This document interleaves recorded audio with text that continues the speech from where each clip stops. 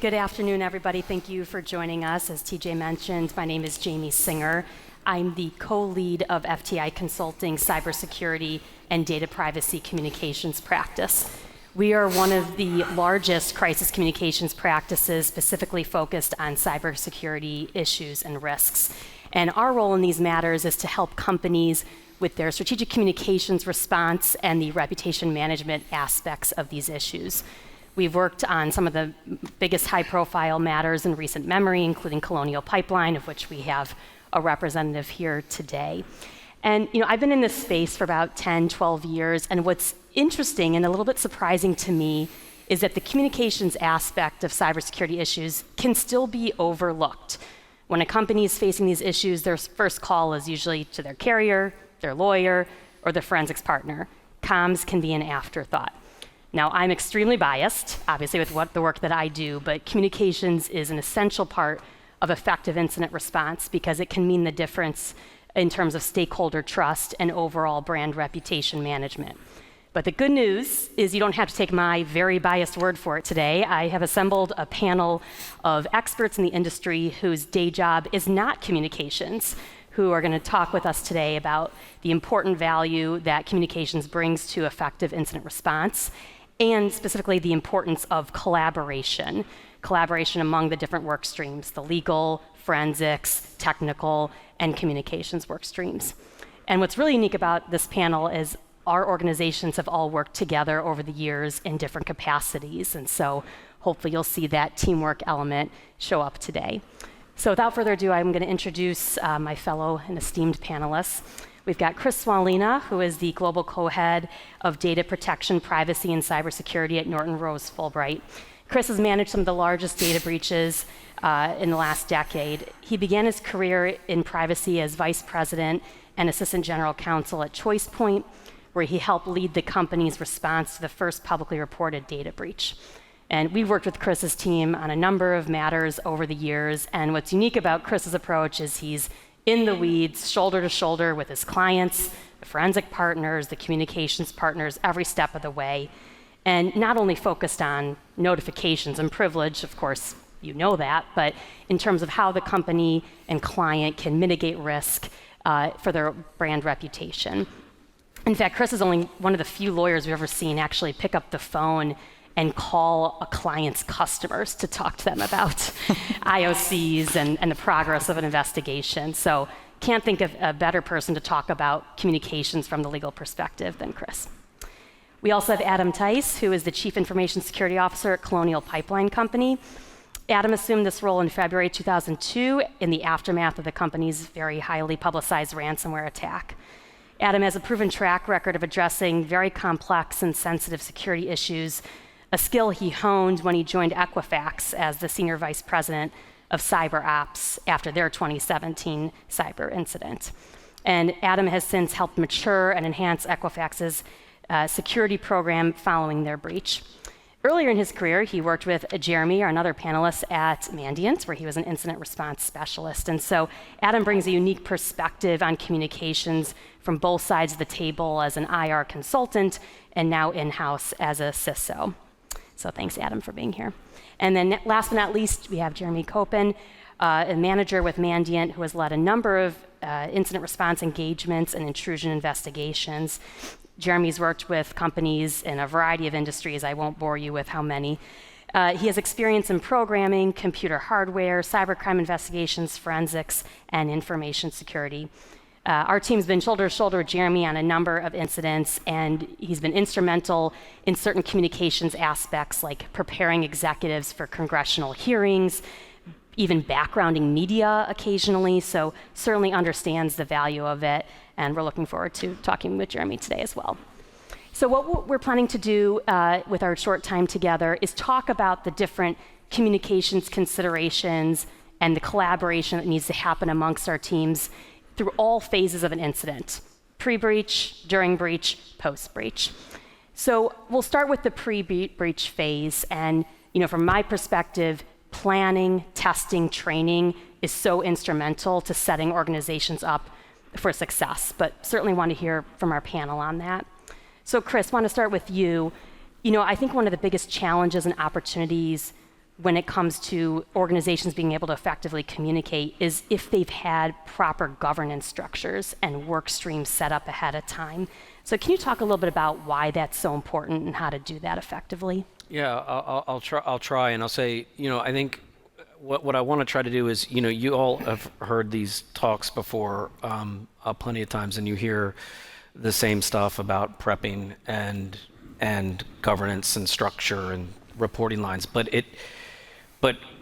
everybody thinks they have that set up, and everybody thinks they're ready for that. In terms of companies that we see and companies we represent. And the bottom line is comms is really, really hard in a cyber incident. And it's one of the most important components of IR. I mean, aside from what these two guys do, hard to say which is more important. But if you don't get comms right, then things are going to go very badly from not only just we don't think about these things from just a legal liability standpoint or regulatory investigation, but really what we're trying to do as a collective team when we come together is help the company rebound from an incident, because everybody has incidents, and maintain trust, maintain their customers, maintain good relationships with all the stakeholders that companies have to have. And so what do we see? I mean, I think one of the things that I've noticed in my chair is that we represent a wide range of companies, from Fortune companies to smaller portfolio companies of PE firms. We run the gamut of large financial institutions to critical infrastructure, all across. And to a company, they all think they've got comms sorted out. We've got it. We've got crisis communications teams in place, so we're good. And that is consistent across all the companies we represent. And one of the things I think that we found, or what I find interesting about this, is that these companies are right and then they're wrong in a way. So what I mean is, these companies are really good at handling crises. Like our clients across the board have thought really hard how to manage crises to their businesses, and they're very good at it, and they have very talented, sometimes large teams that have given a lot of thought. We have clients that deal with crises every day. I mean, this is their bread and butter, and they know social media, they know the reporters, they know what to do, and it's almost like fitting a round, what is it, circle, square peg thing when it comes to a cyber incident. In other words, what we have found is that those crisis teams and those crisis management structures don't exactly work when we're dealing with a crisis in terms of a cyber incident. And so that would be something I would say, instead of just saying, look, you have to have these plans and you have to test them, you have to rehearse them, I would say my biggest point would be really think critically about your organization and think about how you would deal with a cyber incident.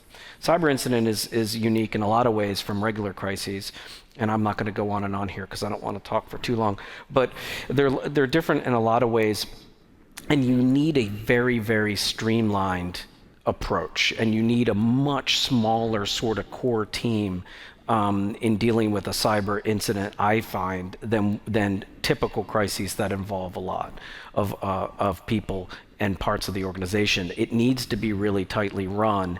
And it's not about, I don't mean at all about hiding information. It's actually quite the opposite. And from our practice together, and you'll hear from me later when we talk, transparency is key, and giving information is key. But getting things wrong is really, really easy in a cyber incident, and getting things misconstrued is really easy. So what I would say is it's really important to think critically about your structures and how you can improve them. Last thing I'll say here is that probably the area that we've been engaged on more in sort of prep work up front prior to an incident has been on comms, and thinking about all of the stakeholders that you get hit with at once, and how are we going to do these things, and how are we going to do these things when our systems are inoperable or we don't have data to move in a way we would want to.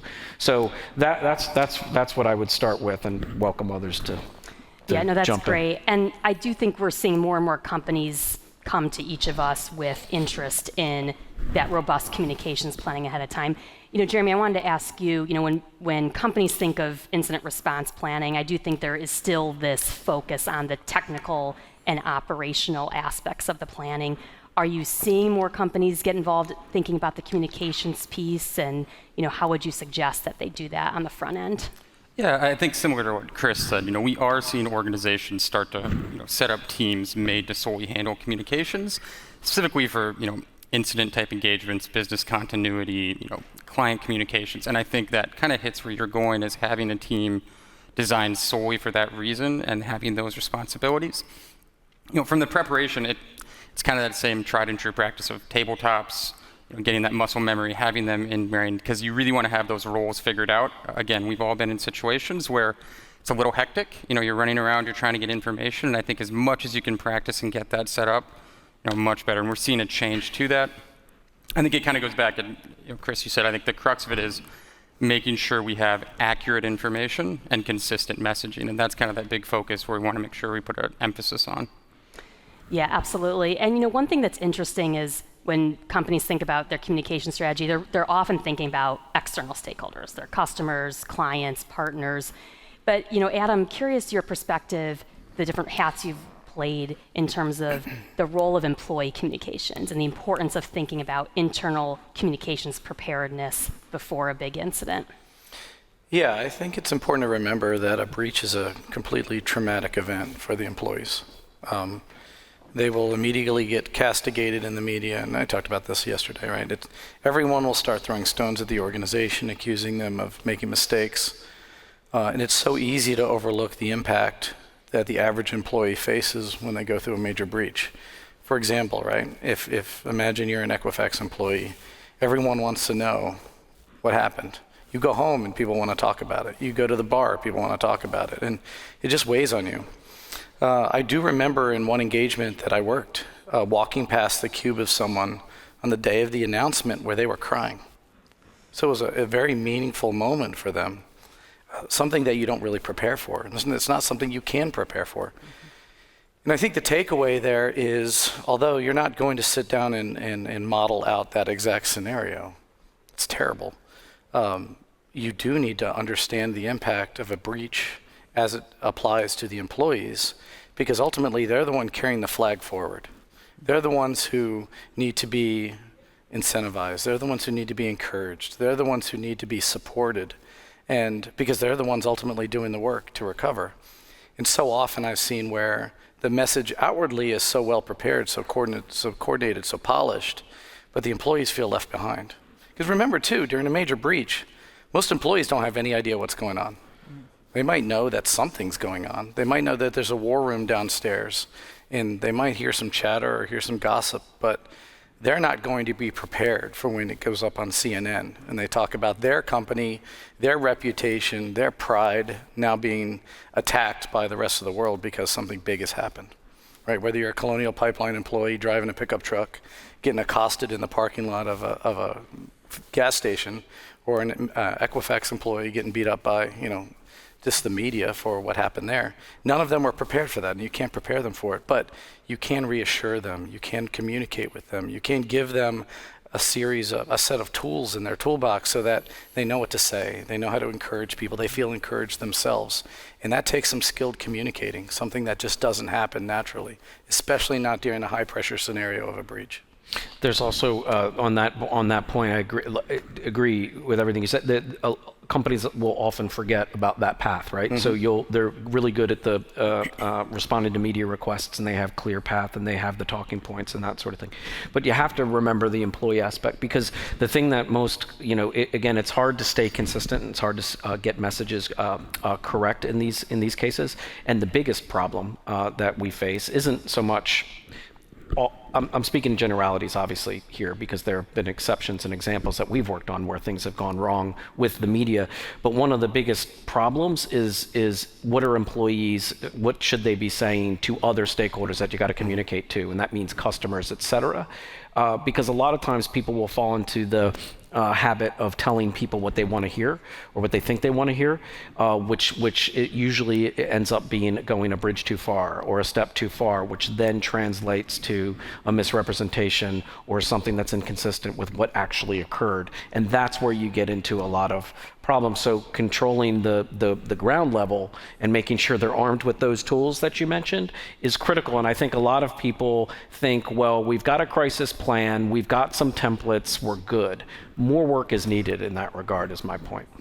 Yeah, I couldn't agree more. Employees are both your biggest communications asset in these incidents, but they're also your biggest risk. And what we see when companies and leadership forget about this employee communications aspect, they're the first ones that are going to go to the media, and they're the source of the anonymous quotes, and they can make a lot of pain for you. So agree with your points about thinking about that ahead of time. We deal with on almost every major case we've worked on, right? Like in the big ones that we've worked on, you deal with internal leak, internal source of information. Sometimes we deal with issues where people are claiming, they're going to raise a whistleblower claim. They're going to say, oh, we don't like how this is going on. You're not disclosing information that occurred or that sort of thing.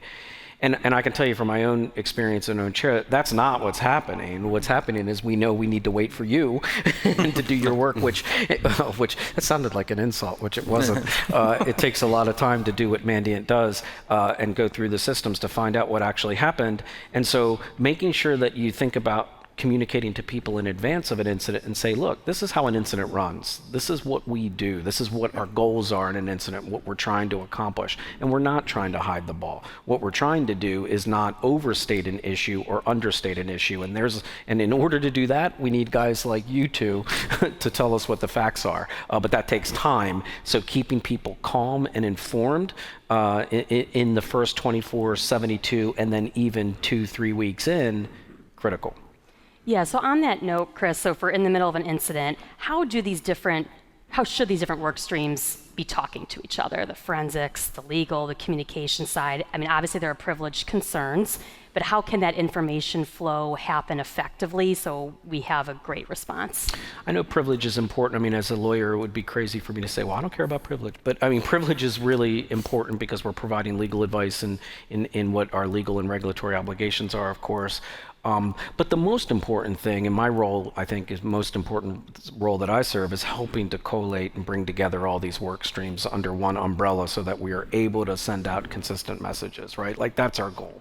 And we stumble, in every incident. In every incident, I'll tell my, who I'm reporting to, I will tell them there are going to be bumps in the road, so be prepared because there will be.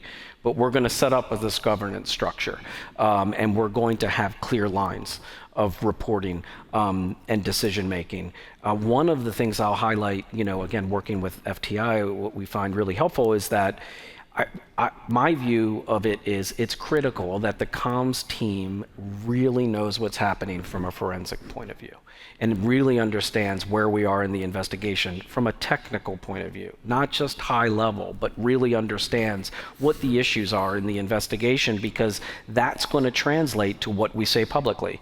And words are really important. And whether we say accessed or acquisition or whatever, exfiltrated, et cetera, these words are really important and have significant meaning. And if they don't understand what the issues we're facing, what we know and what we don't know, and what gaps these guys are trying to fill in, if they don't really understand that, that's going to come across as misinformation going out. Jeremy, I'm curious your perspective on that. Do you think it's important that communications be part of those forensics discussions? Do you have any hesitation about that? Yeah, I'm all in favor of that. I think it helps in a lot of ways. One, you cut down a lot of the time. I think having the communications team getting that information directly with the investigative updates keeps everything in line. It stops the game of telephone, of stuff getting changed or modified, and overall, I'm very supportive. I think Chris had a good point too, where getting those facts helps you guys prepare from a communication standpoint of maybe we can give you a timeline. It might be longer or shorter than you think. That's going to change what data you release. Again, you said access, acquisition, things like that where we can power you with the data we have, give you a timeline, give you kind of the overview. And I've had great results, specifically with FTI and others, that it's just very valuable. In other ways, and I've worked directly with you as well, of doing webinars, helping and working through. So, if we find a piece of information, and obviously we'll say if external counsel is on board with it, we'll do a webinar to, maybe you share the customers the data, of kind of walking through how they can do certain things or what this information is. So, in my experience, I'd strongly advise it. I think it's sped up a lot and helped the analysis and overall communication strategy.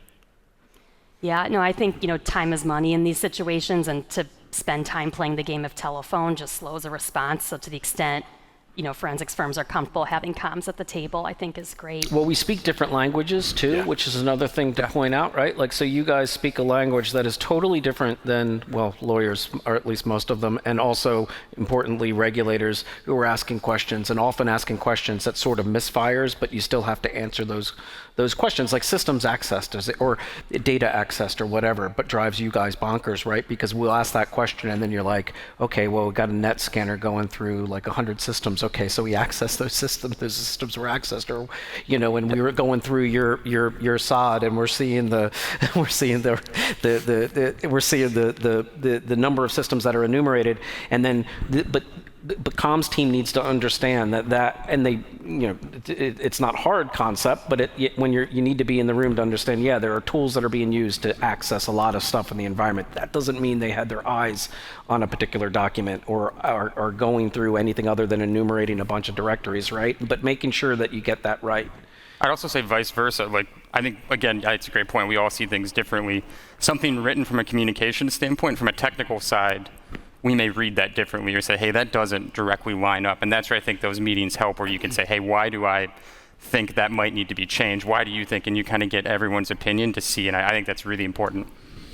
So, clearly agree with you both. And, the role of the CISO, I think, clearly is in the middle of these two work streams. And so, Adam, curious, in your experience and perspective, this increasing communications role that a CISO has, all the while, the security team should really be focused on restoration and remediation, but you've got customers asking for you to fill out security questionnaires. They want you to get on calls. So how do you sort of balance the communications pressure on you with the other work you need to do? And do you look at the communications team as a partner to kind of help you, safeguard your team? Yeah, in short, you have to. To be honest, you can tell how experienced a security leader is by how many lawyers they know, right? I'd say I put comms people right there next to it, because one of the first things you learn is what you're not good at. And the reality is, if my team is heads down on a problem, I need to be supporting my team. I need to be preparing my team to be successful, and then eliminating barriers at all the different levels above that. Now, sometimes we do get pulled into the comms piece, and that's where experience and training and preparation pays off. But I'd rather invest the time before a breach in maintaining a good relationship with my comms partners, my public relations partners.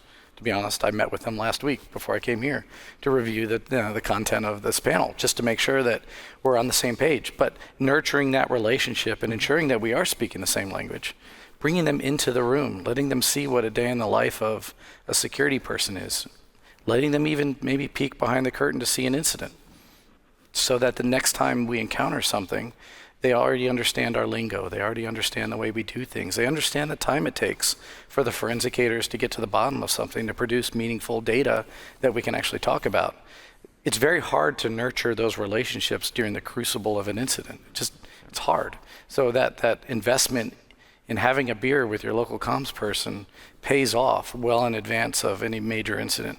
I think as we look at the role of a CISO, though, it's becoming more and more of a figurehead, and rightly so. Right? You want to have someone who has the acumen and has the reputation and can speak fluently around security issues. But I can tell you, every single one of us relies heavily on our comms partners to help us do it right, just like we rely heavily on our legal partners to help us avoid those landmines. Yeah, I think the theme is, it's a team sport here. And actually, FTI just released some research. We did a survey of CISOs, and over half of them said one of the biggest challenges in the middle of an incident is the communications, responding to these security questionnaire requests. So to your point, establishing these relationships ahead of time is critical. I mean, I know we're the people that no one wants to see because we remind them of the bad news. No, but he is. And Chris too. Definitely no one wants to see you. But I think doing that work, that relationship building before the crisis is so imperative. It is. And processes.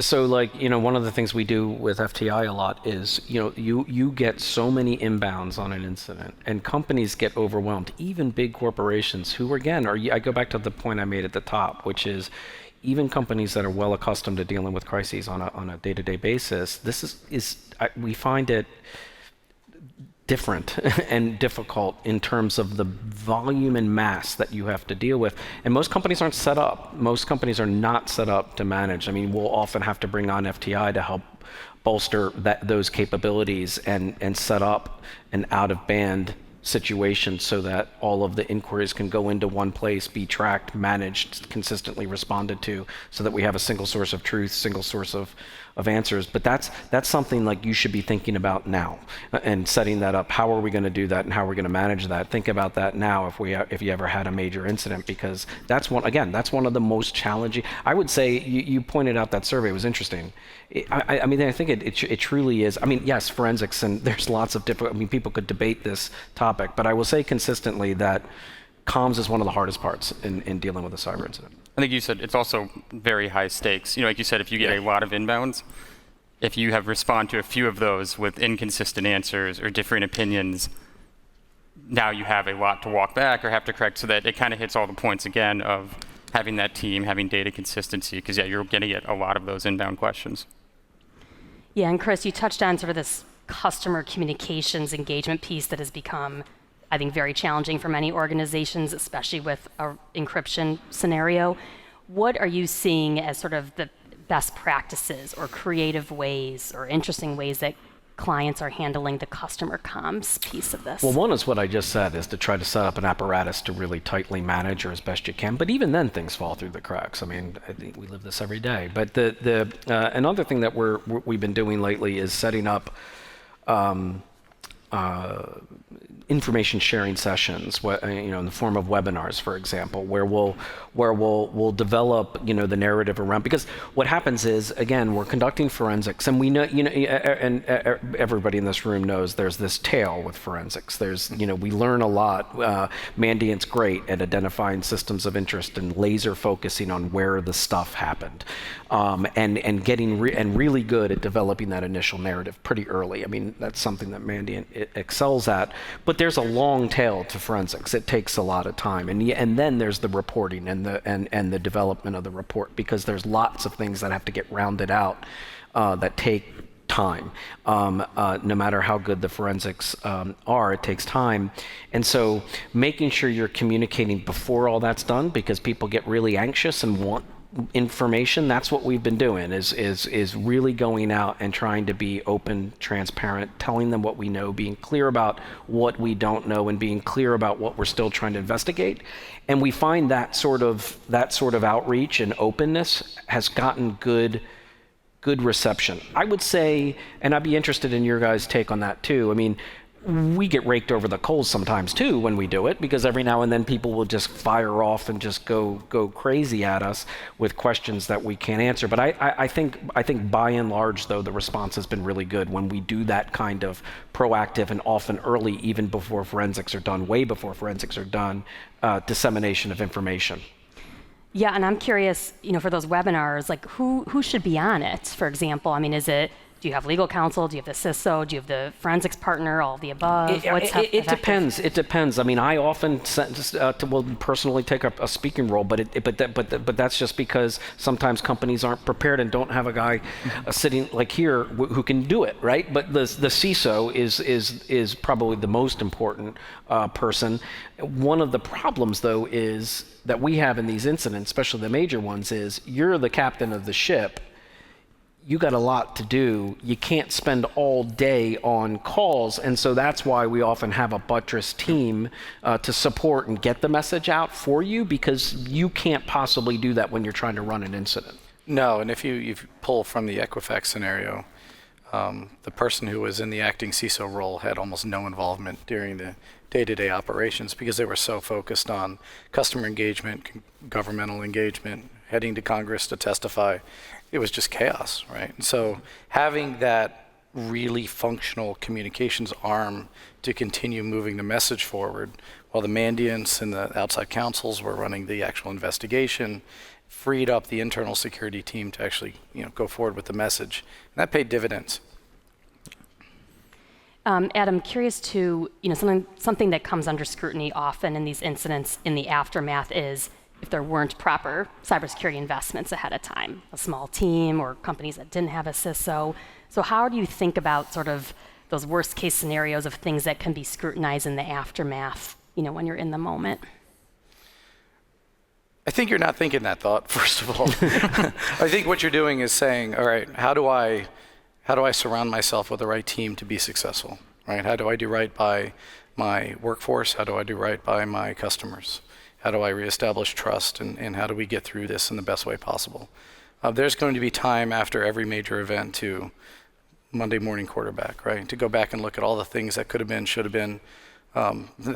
Your time will come for that. I think getting through the event and establishing some confidence that we're on this, we got it, we're taking this forward, we're going to do right, we're going to be as transparent as we can, and we're going to emerge from this successful, is about the best thing you can do when you're in the mix as the leader. I want to add something to this. Is this point? I think another role that Adam, that CISOs now have always had, I should say. So strike that. We'll say I've always had, but now is more prominent. Is this communicator, and communicator of risk related to cybersecurity, all the way up to the board. So again, what I would say is, it has always been a part of the CISO's job to report to the board, to report to senior management about risk. That's always been the case. And again, going with my theme of everybody thinks that they have it covered when it comes to comms, this is another area where everybody thinks they have it covered. Oh yeah, we've been reporting to the board, and we report quarterly, and here's the report, and here's our deck, and I do this over and over again. My advice is to think about that again critically now. The landscape is changing, the regulatory environment is changing, and it is true that CISOs have for a very long time now reported to boards. But when you look at it now with a sort of a new lens, you think, but what am I really conveying to them? And am I really conveying real risk? Am I conveying in a way that they understand it? Now boards, regulations are starting to develop where boards need to have expertise in the area, but we know for a fact, all of us in this room know that most boards don't have that expertise, and they see a lot of numbers and they see a lot of graphs, and they're wondering, well, what does all this mean? And I have to say, like from a external advisor seeing this, I think as far as they get sometimes is, well, we've got it covered. They think the same thing, right? Like they're thinking, well, we got a team and we got people all over it, and I'm getting all these numbers reported to me, so surely we got it covered. But they often don't appreciate where real risk is in the organization from a cybersecurity perspective. So I think that's another area from comms kind of thing that's developing that folks should take a look at how they're doing that, because really getting to the bottom of where the risk is and then communicating that up is becoming more and more important. Yeah, to build on that, I don't think you can be successful in the role of a modern CISO without having communication skills, without being able to connect with the board and connect with the executive leadership and communicate the risk effectively, but also engage personally. Right? Do they like you? Do they like being around you? Are they willing to hear your message? Are they asking to hear more? Right? I feel that, and I've learned from some of the best, but I've been coached by very strong communicators that this is a core component of the role. But that's not something you develop during a crisis. You're not going to learn those skills in the emergency. That's the worst time. You have to develop them and invest in them beforehand. You have to spend time with people. That way they listen to you. Right? You have to learn if your message is being received. Are you communicating those risks in a way that your peers will support? When you get feedback from your peers, do they understand what you just briefed to the board? All these basic things that I think we just need to take a little bit of time to ask ourselves. Are we communicating effectively? Because again, it will pay off later during a crisis, but it has value just in your day-to-day as a leader. But by the way, that issue right there too is like, in most major incidents, we always joke about how long a CISO is going to be in the chair, right? Like if it's 3 years, you're like, oh my God, you've lasted 3 years. But but you just made me think of something that is true across the board. That there will be often chairs that shift or reporting lines that shift in an incident, but there's a big difference between being walked out of the building and some other organizational structure being the CISOs that last, or the CISOs that can communicate during an incident. The ones who can't do that and are sort of like deer in headlights when it comes time to crunch time. So it almost is like should be required training for CISOs, because if you aren't able to communicate or have the trust of the C-suite and the board, then you're more likely than not going to find your way out of a job. Agreed. I'd add that any aspiring leader in security should learn those skills. It will pay dividends going forward. Yeah, and Adam, I'm curious, having entered 2 organizations following significant attacks, how did you approach sort of those board communications with an organization that has just gone through something catastrophic? I got a lot of counsel, a lot of feedback from people I respect, right? I took the knowledge that was given to me, the details that were shared, and I asked the people I know who'd been there before, right? The FTIs, my former boss at Equifax, right? Just, hey, how do you condense this into a message that's going to resonate with your audience? Some of it is getting to know the board members, getting to know your leadership. What are their hot buttons? What are they most concerned about? And then crafting the message in such a way that says, okay, I understand the business conditions that we're executing under. I understand the risks that are facing this organization, and I've got a plan for bringing this forward, and let me share that with you. It really just comes down to rapport and having this common trust between the leadership team, so that when you're giving them the message, they both understand it and are willing to get behind you and support you. That's great. On this topic of information sharing, Jeremy, curious from your perspective, I have a lot of clients that I work with following a major incident who say, I want to share what I learned. I want to talk to my industry peers, because A, this was horrible, but B, we had clear learnings and I want to bolster the industry.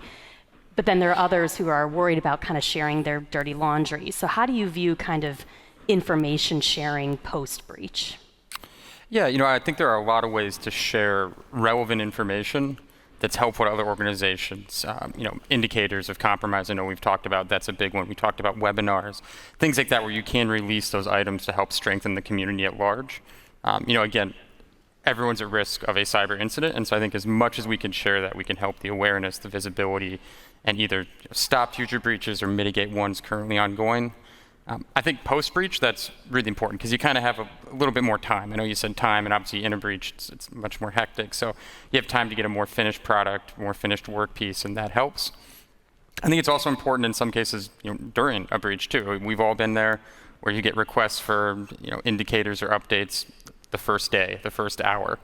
And that's kind of that same spot where you can help by releasing what you know, and kind of, again, making sure with the messaging, hey, this is what we know today. We're going to continue as we go on, and that kind of gets you that trust you're talking about for your other organizations that may be a part. Keeping that going, and then at the end, kind of having a wrap-up. I know we've all been a part, I think probably with all of you, and you, we've all done these together, of having those kind of final information sharing sessions, which I think are very vital for that part. And Chris, from a legal perspective, what's your view sort of on that opening of the kimono, to customers with IOCs in the middle of an incident, intelligence sharing, proponent of that? Very much so. It's really important. I mean, I think there's a lot of there's been a lot of press about the Uber case, and I've seen lots of articles that I think kind of miss the point. I think there are lessons there for everybody, but I don't view my job as hiding what occurred or not disclosing. I don't view it that way at all. I think it's really important to share lessons learned and share what's happened, because that's how we're all going to get better. We've changed, we change how we do lessons learned now. I mean, recently we've started doing more targeted work stream by work. The traditional way to do a lessons learned, you get everybody in a room and you go through the whole thing, and everybody it's a free for all. Everybody sort of talks about the things, but we've started getting more narrowly focused and more drilled down work stream by work stream. And usually, you could have upwards of 15 some work streams in a large IR, and we go through each one and really try to get into the weeds about what really went wrong, not in terms of people's performance, but in terms of process and what we could improve, whether it's resources or tools. And we think of things like you mentioned the employee, it's important to talk about things like that. We've had issues that are really hard on people. Really hard on people, and because this is people's livelihoods in business sometimes. And when you have people who, I always use the example, I hate it because it's too close for home, but it's, we've represented a lot of law firms, and now people are going to say, how many people feel sorry for lawyers? But when law firms get hit, some of those have been really hard, because these lawyers have to go to their clients and say, yeah, we lost your information. And of course, they're worried about ongoing business. And we've had to bring in employee assistance programs and to help employees, not just for law firms. But these things can be really, really hard for folks. Yeah, I think the postmortem is critical and another often forgotten aspect, because people just want to forget this bad situation, this horrible situation, as quickly as possible. But they could get hit again, and so it's really important. Well, they will get hit They will get again, hit right? again, Like so, yeah. because then what happens is, companies will improve, and you'll improve your detection and your response capabilities, but you're going to get hit again, and so then you can always improve. So it is really important, and so I think, and it's also important to share. I mean, we're very very much proponents of sharing IOCs very early on, as long as they're confirmed. I mean, because sometimes they won't, you don't want to share accurate data. nonsense, but sharing IOCs is a critical part of this. The initial question you get from folks, if you're talking about an exfil or a ransomware case or that sort of thing, is, was my data impacted, which that's going to take forever, or are we at risk? And that we at risk part, I think, is critical to share that. Yeah, I'd add too that around the internal comms piece, the breach is just the beginning of the work. You've got years generally of heavy work, a lot of labor to recover, to dig out from that. And now it's an opportunity, and certain people will jump on that and seize that opportunity. But the workforce needs to be reassured that business is committed to doing right, to taking this all the way to the end.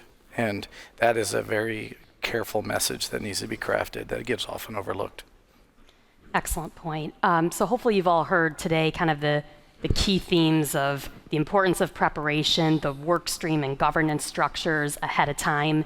When you're in the middle of an incident, knowing that the communications piece is different from crisis management 101, and you need to have specific experts in this field and have good information sharing among work streams, and a relentless focus, I think we all agreed on customers and employees, both before, during, and after an incident, is how you're going to improve reputation in the long run.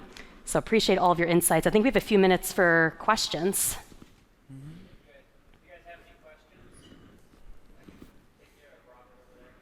Side of the room. Any questions from the panel?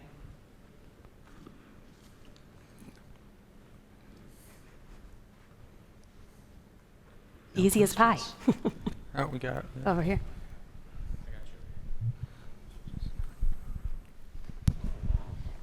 Excellent panel. Since you guys have direct or periphery knowledge of the Equifax, what are your thoughts on how, if you were around the initial breach announcement or discovery and the withholding of the hunch or eventual finding that it was actually China APT that wove into a larger China campaign narrative against identity and personal data that supported a much larger strategic mission and campaign, going to OPM and Anthem, building that knowledge base for China to essentially kill our CIA agents and a number of other nefarious unreported actions.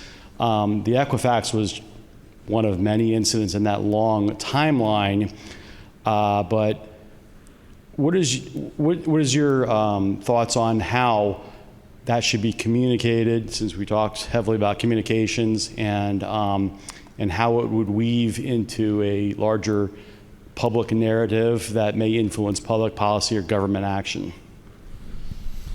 I'll take it from my perspective. We were working heavily with law enforcement at day one at the Equifax breach, right? FBI, Secret Service, anyone else you can imagine. But there's a lot that they need to do to turn an indicator into an indictment. And a lot of that happens in the intelligence apparatus, the law enforcement apparatus, where we have no visibility. So from our perspective, while sure, I mean, wouldn't it be great if they could have come out on day two and say, oh, we know who this is, these are the bad guys. It was a win for us to contribute to that and know that it eventually led to an indictment that was based on bona fide intelligence, good law enforcement work, and actually multinational collaboration. So while it could have, of course, we all would have liked it to go faster, I look at that as a win for the US government in that we were able to contribute to something that ended up having a pretty meaningful impact and very, very direct results.